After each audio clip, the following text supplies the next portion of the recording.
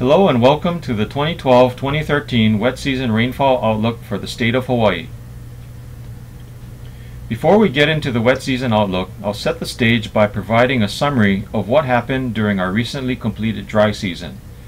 You may recall that the last wet season was influenced by a La Nina, which is an anomalous cooling of sea surface temperatures near the equatorial Pacific. This La Nina dissipated in April, and it looked like an El Niño was starting to develop during the late spring and summer months. Earlier projections expected El Niño to be in place by the end of September, but it has not yet formed as of early October, and there are some indications that it may not fully form at all. In terms of rainfall, most of the windward areas had below average rainfall totals, but it was enough to meet most needs. Windward rainfall frequency, or the amount of days in which rain occurred, was near normal, but the amount of rain per day was often below normal. This has been an interesting characteristic of tradewind rainfall in Hawaii over the past several summers. Unfortunately for leeward areas across the state, drought either redeveloped or worsened in all four counties. On Kauai, severe drought, which is the D2 category on the U.S. Drought Monitor map, developed over the lower south and east slopes of the island in areas such as Koloa and Kealia.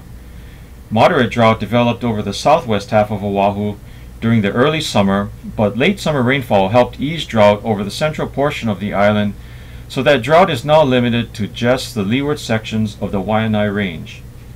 Not surprisingly, the east half of the state saw the persistence of extreme drought conditions over the leeward areas such as West Molokai, the southwest slopes of Haleakala in Maui County, and the South Kohala and Pohakuloa areas on the Big Island. Extreme drought developed during the summer over leeward Lanai and parts of the North Kona District and Southern Ka'u District on the Big Island. Now for the wet season, which runs from October 2012 through April 2013, NOAA's Climate Prediction Center said that probabilities favor drier than normal conditions through early 2013. The potential for heavy rain events increases in the late winter and early spring, especially if ENSO-neutral conditions prevail in the Pacific. Drought recovery by the end of the wet season in April 2013 is more likely for Kauai and Oahu. There will likely be some easing of drought conditions in Hawaii County and Maui County, but the length and intensity of drought in both these areas of the state unfortunately means that full recovery may not occur for yet another wet season. So how can you prepare yourself for the wet season? Well, here are some reminders and tips. If you haven't already done so, go ahead and clean your gutters and drainage ditches. If you live in a flood-prone area, know in advance where your evacuation routes are located. You can also count on more rainy day impacts such as increased commute times and even possible detours due to road closures. If you have any outdoor activities, heavy rains may result in these being postponed, adjusted, or even canceled.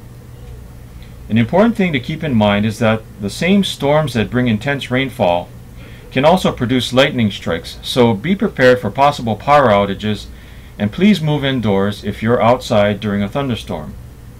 As always, stay informed of changing weather conditions by monitoring media, NOAA Weather Radio, and your favorite internet weather sources. This concludes our wet season rainfall outlook. I hope you found this to be informative, and please be safe during the 2012-2013 wet season.